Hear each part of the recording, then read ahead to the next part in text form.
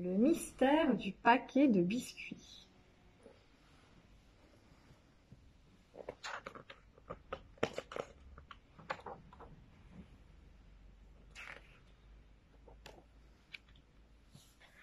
Wendy adore son petit village perdu en pleine nature. Elle aime croquer les fleurs de trèfle, respirer les roses et faire des cabrioles dans l'herbe. Lors de sa cueillette matinale, un objet en carton attire son attention parmi les marguerites, les bleuets et les coquelicots. Un paquet de biscuits vide par terre. Qui a pu oser? C'est inadmissible. Wendy part furieuse retrouver le voyou.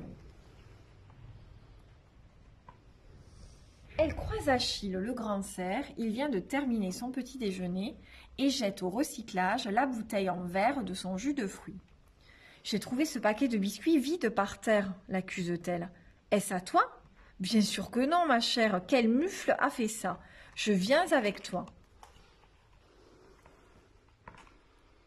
Chemin faisant, le duo rencontre Luna, la crapaud, près de l'étang. Elle déguste une banane en lisant tranquillement les actualités dans son journal.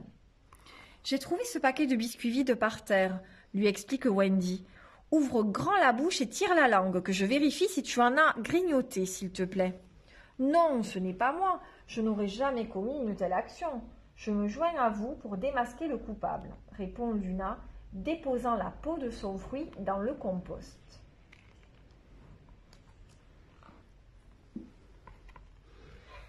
Les trois amis arrivent alors chez Louis, le hérisson. Il vient de finir une lettre d'amour pour sa bien-aimée. J'ai trouvé ce paquet de biscuits vide par terre, lui dit Wendy. Puis-je voir tes mains? Hormis un peu d'encre, elles sont propres.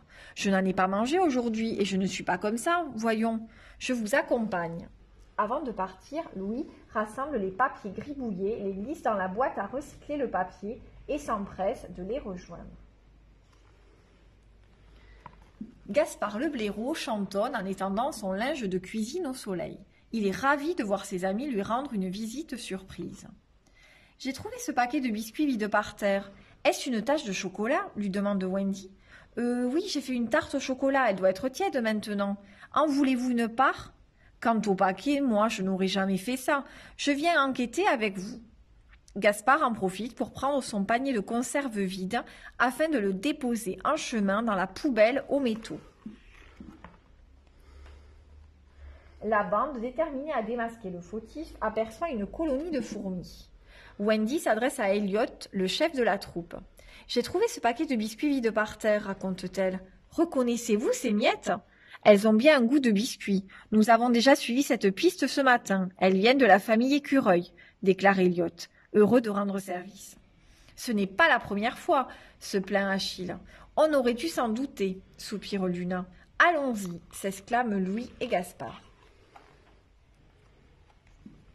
Les uns derrière les autres, furieux, ils filent en direction du grand chêne où habitent les présumés coupables.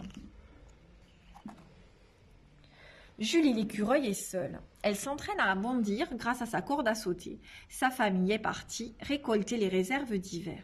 « J'ai trouvé ce paquet de biscuits vide par terre. Est-ce à toi ?» la questionne Wendy. « Oh oui, je suis vraiment désolée. Je n'aurais pas dû. J'ai terriblement honte, » admet-elle.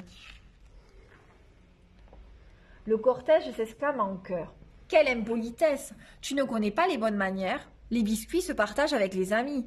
La prochaine fois, jette les preuves à la poubelle. » Depuis ce jour, Julie est toujours aussi gourmande. Qu'elle partage ou non son goûter, elle veille à ramasser ses déchets. Elle protège ainsi la beauté du village que Wendy et ses amis aiment tant.